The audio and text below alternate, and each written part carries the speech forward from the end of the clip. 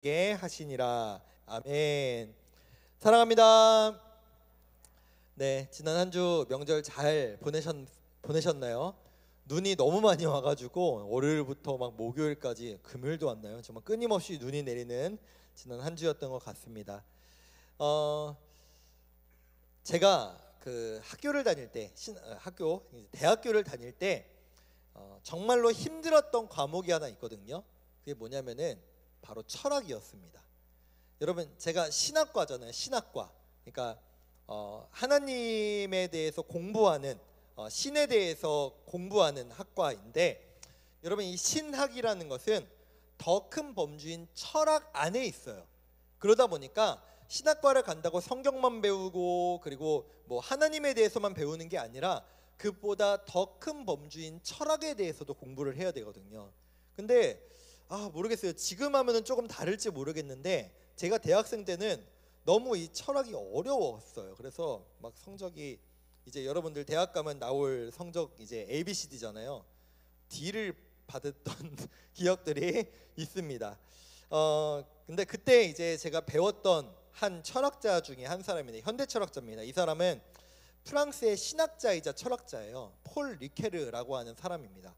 그림 보여주시면 얼마 안 됐어요. 1900년대 사람이에요. 근데 이 사람이 어떤 사람이냐면은 이 생존 당시에 세계 3대 철학자로 불릴 정도로, 그러니까 단순히 이제 하나님을 연구하는 신학자로 뿐만이 아니라 철학자로서도 사람들에게 명성이 있고 인정받는 사람이었습니다. 근데 이분이 저 악의 상징, 되게 오랜 책 같죠? 딱 봐도 저 악의 상징이라는 책을 통해서 이제 이분이 어떤 걸 연구하는 사람이냐면은 성경이나 또는 어떤 이제 상징들, 단어들을 깊이 연구하는 분이었어요. 절 보여주셔도 됩니다. 그래서 저 악의 상징에서 뭐에 대해서 깊이 연구하면서 이것을 나열하셨냐면은, 성경에 나오는, 쉽게 말해서 좀 나쁜 것들, 그것들을 분류를 하는 거예요. 이 세 가지를 제가 대표적으로 이걸 분류를 했습니다. 이분이 첫 번째가 흠이 있다. 여러분 아시죠? 무슨 표현이죠? 흠. 두 번째가 죄. 세 번째가 생각나요. 허물. 흠, 죄, 허물. 이 세 개 다 안 좋은 거잖아요. 이 세 개를, 성경에 나오는 이 의미를 깊이 연구하고 분류를 했는데요. 먼저 제가 하나하나 쉽게 좀 말씀을 드려볼게요. 첫 번째, 흠. 흠이라는 거는 여러분 너무 쉬워요. 여러분들 거울을 봤을 때 여러분은 웃음이 납니까? 짜증이 납니까? 여러분의 얼굴을 봤을 때. 대부분의 사람들은 재밌게도 객관적으로 봤을 때 이 사람의 외모가 괜찮다, 이 사람의 외모가 뛰어나다라고 할지라도 내가 내 얼굴을 보면은 완전 만족스러운 사람은 별로 없대요. 그러니까 이런 거죠. 막 정우성이 막 이런 얘기를 한대잖아요. 정우성이가 누구야? 난 내가 잘생긴지 모르겠다. 뭐 이런 얘기하는 것처럼, 아무리 잘생기고 예쁜 사람도 내가 거울을 봤을 때, 내 모습을 봤을 때 나의 어떤 훌륭하고 좋고 괜찮은 점보다 오늘 눈이 왜 이래? 오늘 내 얼굴 전체에 뾰루지 하나, 뭔 얘기인지 아시겠죠? 얼굴 전체가 다 깨끗한데 여드름이나 뾰루지 하나 딱 난 거, 그게 보인다는 거예요. 흠이 보인다는 거죠. 이게 바로 흠이래요. 근데 사람이 왜 자꾸 나 자신을 바라보면서 흠을 발견하고 내가 왜 이렇게 부족한가를 발견하게 되냐면은, 그 내면에 완벽한 존재에 대한 갈망과 그리움이 있기 때문이래요. 그게 바로 누굴까요? 하나님이죠. 그러니까 하나님이라는 완벽한 존재와 완벽한 분이 계신데, 그에 비해서 내가 한없이 부족함을 느끼는 것을 느끼는 게 바로 흠이라고 합니다. 두 번째, 죄. 죄는 간단히 말해서 이겁니다. 여러분, 죄는요, 성경에서, 여러분 특별히 성경에서 말하는 죄는 우리가 생각하는 죄랑은 좀 개념이 달라요. 우리는 죄라고 하면은 어떤 잘못을 저지르고 행동하는 것에 대해서 우리는 죄라고 생각하는데요, 성경적으로 정확한 의미의 죄는 상태를 뜻해요. 상태. 그러니까 어떤 행위나 어떤 순간을 뜻하는 게 아니라 어떤 한 존재의 상태를 뜻해요. 단순히 말해서 하나님과 나 사이에 단절이 바로 죄입니다.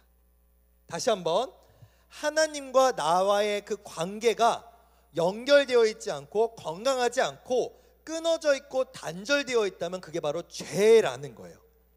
그러니까 이 죄라는 개념은 대표성을 지니고 있어요. 대표성. 우리가 지난주에 함께 말씀 받았던 아담과 하와가 그 대표성을 가지고 죄를 저질러, 그 죄가 우리의 삶에 들어왔고 그 죄가 아담과 하와뿐만이 아니라 저와 여러분 모두에게도 존재한다는 것, 그 상태를 의미하는 거예요. 그게 바로 죄입니다. 그러니까 죄는요, 있다 없다로 이제 구분될 수 있는데 어떤 특정한 죄를 저질렀다가 아니라 우리 모두가 죄의 상태에 있다라고 얘기할 수 있는 겁니다.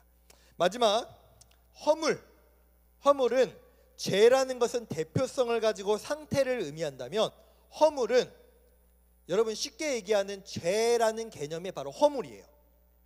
뭔 얘기인지 아시겠어요? 그러니까 내가 개인적으로 짓는 잘못, 죄 이런 게 허물이라는 거예요. 그러니까 내가 예를 들어서 누군가를 때렸다, 내가 욕을 했다, 내가 누군가에게 해코지를 했다, 내가 누군가의 물건을 훔쳤다, 이런 것들, 그러니까 개인적으로 잘못을 저지르는 것을 바로 허물이라고 합니다. 이해가 되시죠? 구분이 되시죠? 그러니까 우리는 지난주에는 이제 자신에게 흠이 보일 수밖에 없는 상태가 되어버린, 죄가 있어서 흠을 찾을 수밖에 없는 죄의 존재가 되어버린 아담과 하와, 그리고 우리에 대해서 말씀을 나눴다면 오늘은 이제 4장에서는 그 죄로 말미암아 허물이 있을 수밖에 없는, 그 죄를 저지를 수밖에 없는 허물이 있는 개인의 삶과 모습에 대해서 함께 나눠보고자 할 겁니다. 그러니까 하나님과의 관계가 깨진 죄의 상태가 되어버린 인간이 어디까지 갈 수 있는가를 우리가 볼 수 있는 거예요. 여러분 4장의 내용은 여러분 너무 잘 아실 것 같습니다. 아벨과 가인이 나오고요. 아벨이 동생이고 가인이 형이죠. 근데 하나님께서 아벨의 제사는 받으시고 가인의 제사를 받지 않으시자 가인이 어떻게 했죠? 오늘 말씀 8절에 딱 시작할 때처럼 자신의 동생을 질투하고 미워해서 쳐 죽입니다. 쳐 죽여요. 근데 여러분 가인이 아벨을 죽이기 전에 하나님께서는 분명하게 가인에게 이렇게 경고를 하시거든요. 우리 7절 말씀 읽지 않았지만 우리 7절을 보겠습니다. 네가 선을 행하면 어찌 낫을 들지 못하겠느냐. 선을 행하지 아니하면 죄가 문에 엎드려 있느니라. 죄가 너를 원하나 너는 죄를 다스릴지니라 라고 말씀하세요. 여러분 이거는 하나님이 분명 경고하시는 거예요. 딱 봐도 가인이 지금 자신의 동생에게 잘못된 행동을 할 것 같으니까 하나님은 미리 아시고 지금 가인에게 경고하시죠. 야, 너 지금 조심해야 돼. 지금 죄가, 여기 성경 표현해 보시면 죄가 문에 엎드려 있다라고 하는 표현이 있는데 여러분 그거 가끔 다큐멘터리 보시면 아시죠? 맹수들, 뭐 사자나 표범이나 호랑이 이런 고양이과 짐승들이 사냥하기 전에 어떻게 해요? 막 몸을 이렇게 펼치나요? 아니잖아요. 몸을 최대한 웅크려 가지고 상대 사냥감이 나를 발견하지 못하도록 딱 뛰쳐나가 가지고 상대감을 잡을 수 있도록 웅크리잖아요. 그 상태를 말하는 거야. 지금 죄가 맹수같이 너를 지금 잡아먹으려고 준비하고 있어. 그러니까 죄가 지금 너를 원하고 있거든. 그러니까 너는 죄의 다스림을 받지 말고 네가 다스려라 라고 하나님이 말씀하세요. 경고하시는 거예요. 여러분 우리는요 교회에서 예배 드릴 때만 하나님을 만나고 하나님과 교제하는 게 아니에요. 하나님께서는 우리가 죄를 짓기 전, 죄의 상태에 있기 전에도 하나님은 우리에게 찾아오셔서 우리에게 말씀하시죠. 야, 너 그게 맞아? 너 그렇게 행동하는 게 맞아? 너 그렇게 하면 안 돼 라고 우리에게 마음의 소리로 말씀하시고 우리도 다 알아요. 이게 죄인지 아닌지.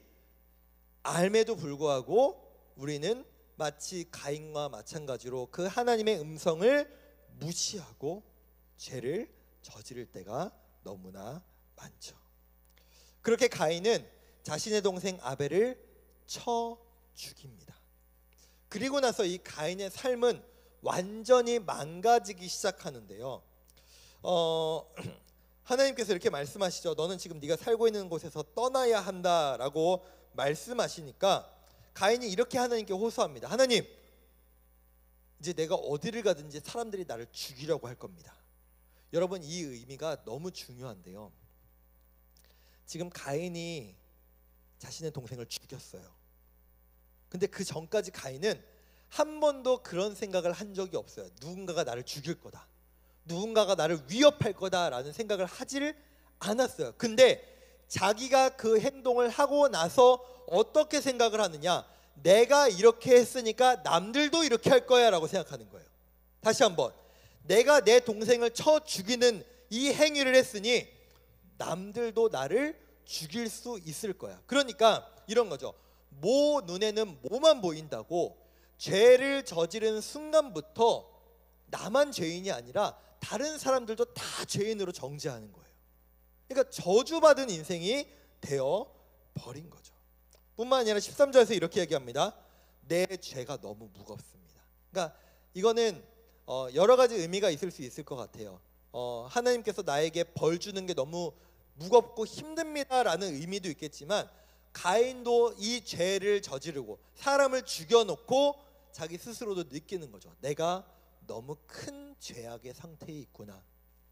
나는 이제 더 이상 하나님 앞에 나갈 수가 없는 존재가 되어 버렸구나라고 생각하는 거죠. 여러분들도 그럴 때 있지 않나요?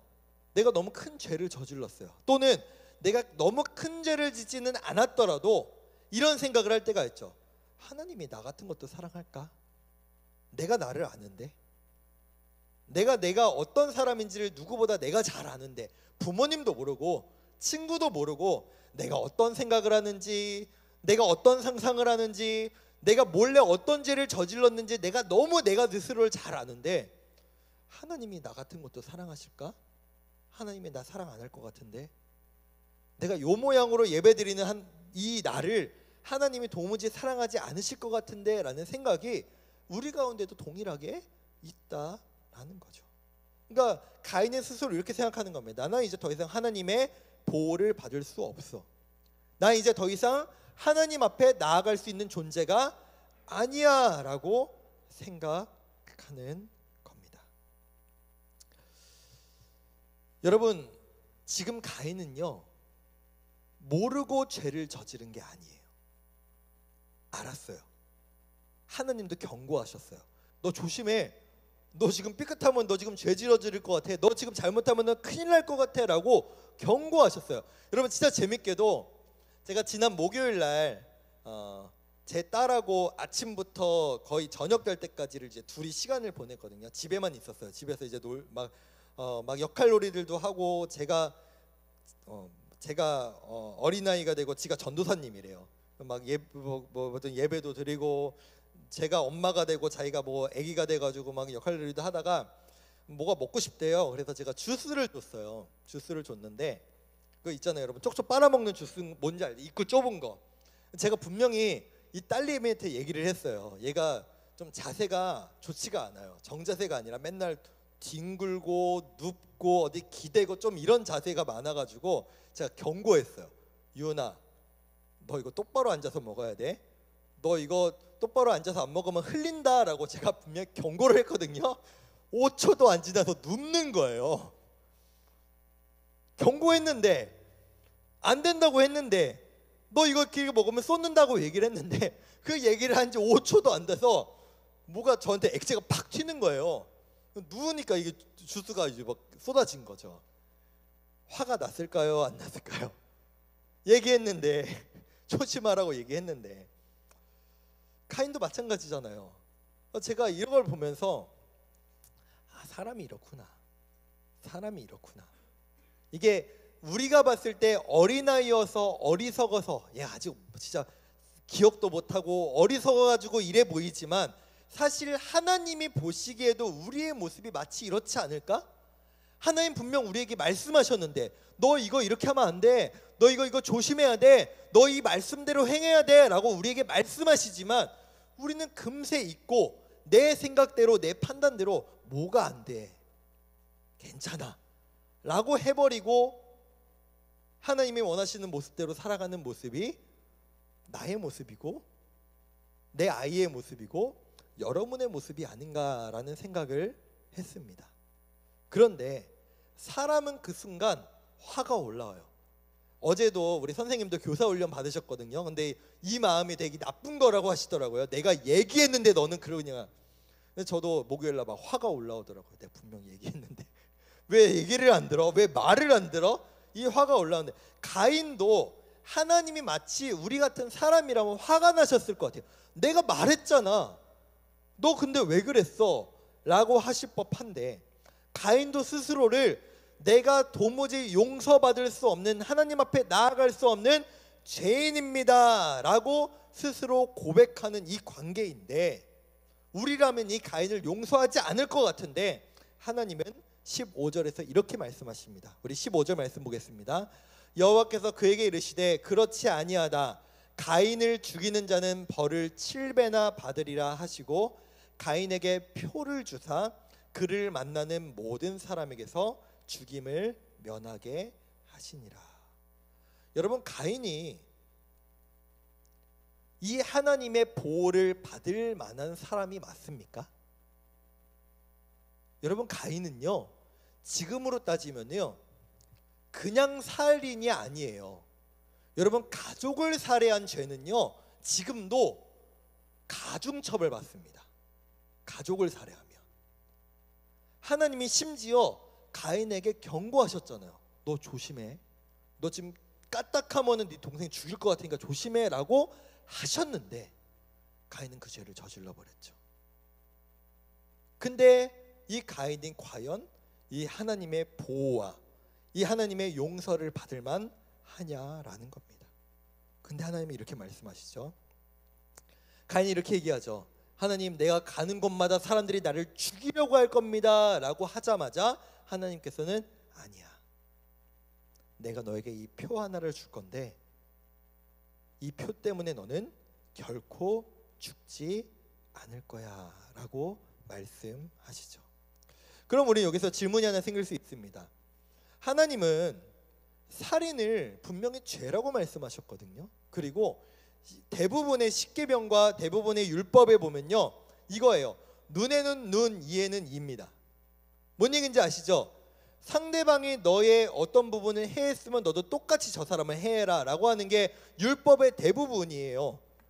잘못했으면 그대로 벌받아라 라는 게 하나님의 통일된 기준이거든요. 근데 왜 하나님께서는 너는 죽어도 마땅하다 라고 말씀하지 않으시고 그에게 표를 주시며 보호하실까요?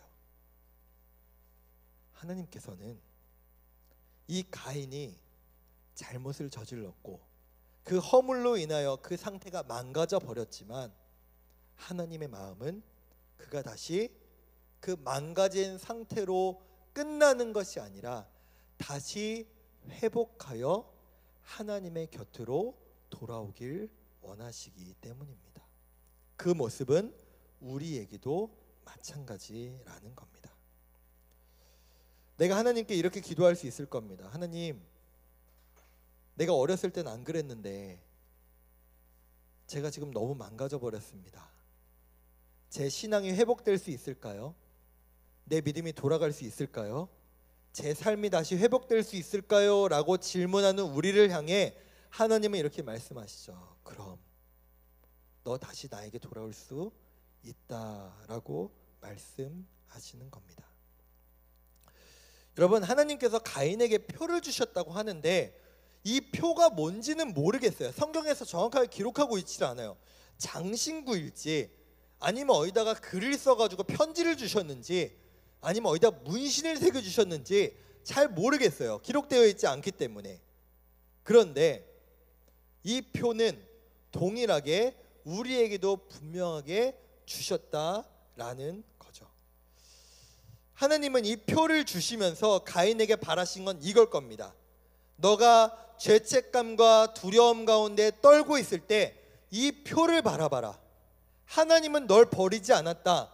하나님은 너를 보호한다. 하나님은 너와 함께 할 거다 라고 하는 표를 주셨고 우리에게도 동일한 표를 주셨는데 그게 바로 교회 꼭대기마다 걸려있는 십자가죠. 십자가는 여러분 저주의 상징입니다. 원래 왜 저주의 상징입니까?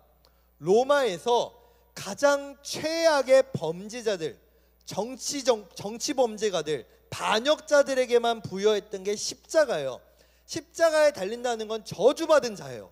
십자가에 달린다는 것은 그 인생은 진짜 망할 인생인 겁니다. 근데 예수님께서 그 십자가에 달려 죽으심으로 우리의 모든 허물과 죄를 깨끗게 하셨다라고 하는 표가 바로 우리가 바라볼 수 있는 십자가라는 겁니다.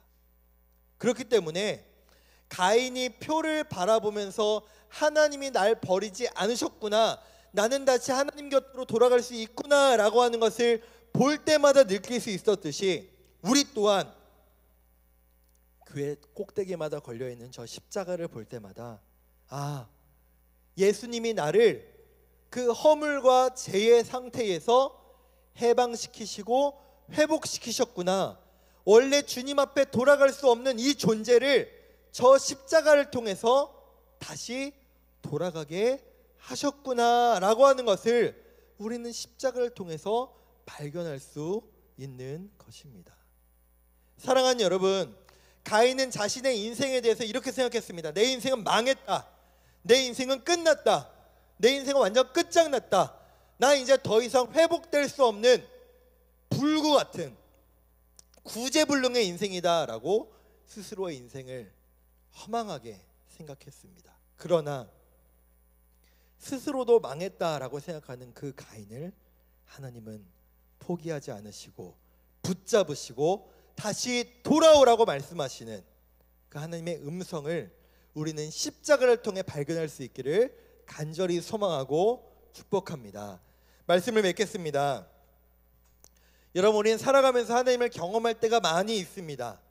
지금 이 시간에도 우리는 하나님의 말씀을 통해서 하나님을 경험합니다. 뿐만 아니라 우리가 교회에 있지 않더라도, 이 예배 자리 바깥에 나가더라도, 교회와 전혀 상관없는 여러분의 학교나 학원이나 친구들과의 관계나 가정에 있을지라도 우리가 죄를 범하는 그 순간마다 하나님은 우리에게 말씀하십니다. 안 돼, 멈춰 라고는 순간에도 우리는 하나님을 경험하고 만날 수 있습니다. 그럼에도 불구하고 우리는 넘어지고 멈추지 못하고 그 주님 앞에 나아가지 못할 때가 있습니다. 그때 우리가 가인에게 주셨던 표, 우리에게 주신 십자가를 바라보기를 간절히 원합니다.